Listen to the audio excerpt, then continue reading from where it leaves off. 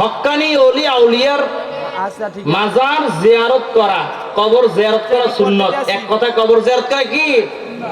এখানে বিদআতের ফতোয়া চলবে না। মাজারে সিজদা দেওয়া শিরক, মাজারে গিয়া ভণ্ডামি করা শিরক, নাচানাচি করা, নারী পুরুষ নিয়ে ঢোল তবলা বাজানো, এগুলো বিরোধী আমরা।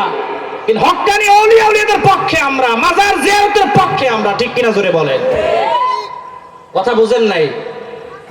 নাচ গান ভণ্ডামির বিরুদ্ধে আমরা, কিন্তু হক্কানি ওলি আউলিয়া কেরামদের পক্ষে আমরা। কারণ এই উপমহাদেশে হক্কানি ওলি আউলিয়া কেরামরা না আসলে আমরা ইসলাম বুঝতাম না, টুপিদারি যুদ্ধ চিনতাম না। ঠিক কিনা জোরে বলেন? এখন তো অনেকে হক্কানি ওলি আউলিয়া কেরামদেরকে স্বীকার করতেই চায় না। আছে না? নাই? আছে না? হক্কানি ওলিদের নাম শুনলে অনেকে কয় যে না, দরকার নাই, কোরআন হাদিসে যা আছে তা, এরকম বলে কি বলে না? তো হক্কানি ওলি আউলিয়া কেরাম কি কোরআন হাদিসের বাইরে নাকি? কথা বলে না? ও নবীর আশিকের দল, আমার নবীজি সাল্লাল্লাহু আলাইহি ওয়াসাল্লাম সাহাবায়ে কেরামদেরকে বললেন, ও সাহাবায়ে কেরামরা শোনো, তোমরা একটু এখানে দাঁড়াও, আমি আমার মায়ের কবর জিয়ারত করে আসি। জোরে বলেন সুবহানাল্লাহ। নবীজি কবর জিয়ারত করছেন, তা আমরা জিয়ারত করলে কি গুনাহ হবে না? জোরে বলেন।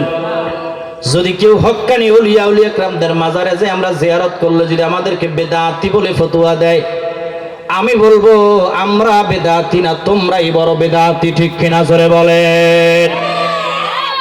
আপনারা কি রাগ করলেন নাকি কথায়? আমার নবীজি সাল্লাল্লাহু আলাইহি ওয়াসাল্লাম মা আমিনার কবরের কাছে গিয়ে চোখের পানি ছেড়ে দিয়ে হাউমাউ করে কান্না করে, সমস্ত সাহাবায়ে কেরামরাও কান্না করে।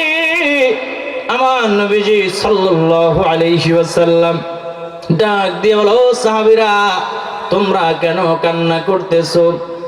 আমার মায়ের কথা আজকে বড় মনে পড়ে গেছে। আমার মা আমাকে কত আদর করত, কত সুন্দর করে খাওয়ায় দিত, জাইতুনের তেল মালিশ করে দিত। আমার মা আমাকে কত আদর করে ঘুম পাড়াইতো। আজকে আমার মায়ের কথা আমার বড় মনে পড়ে গেছে। আমার নবীজি চোখের পানি ছিঁড়ে দিয়ে কান্না করে, সমস্ত সাহাবায়ে কেরামরাও কান্না করে। সাহাবায়ে কেরামরা ডাক দিয়ে বলে, ইয়া রাসূলুল্লাহ, ইয়া হাবিবাল্লাহ, আপনার চোখ মোবারকে পানি, আপনার চোখে পানি দেখে আমরা সহ্য করতে পারি না। ইয়া রাসূলুল্লাহ, আমাদের চোখ থেকেও পানি বের হয়ে গেছে।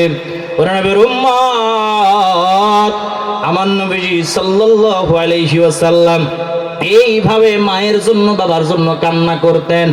আমাদেরও যাদের বাবা মা কবরবাসী হয়ে গেছে, কবরের কাছে গিয়া জিয়ারত করে একবার সূরা ফাতিহা, 3 বার সূরা ইখলাস, কয়েকবার দরুদ শরীফ পড়ে 2 হাত উঠায় আল্লাহর দরবারে এইভাবে কান্না করার দরকার আছে না নাই? কোন সন্তান যদি পিতামাতার কবরের কাছে গিয়া যদি একবার সূরা ফাতিহা, 3 বার সূরা ইখলাস, কয়েকবার দরুদ শরীফ পড়ে যদি হাত উঠে আল্লাহর দরবারে কান্না করতে পারে, আপনি যদি খাস দিলে কান্না করতে পারেন বাবা মার জন্য, আপনার চোখের পানি নাকের ডগায় আসার আগে আপনার পিতামাতার কবর আল্লাহ জান্নাতের জরিয়া বানায় দিতে পারে কি পারে না?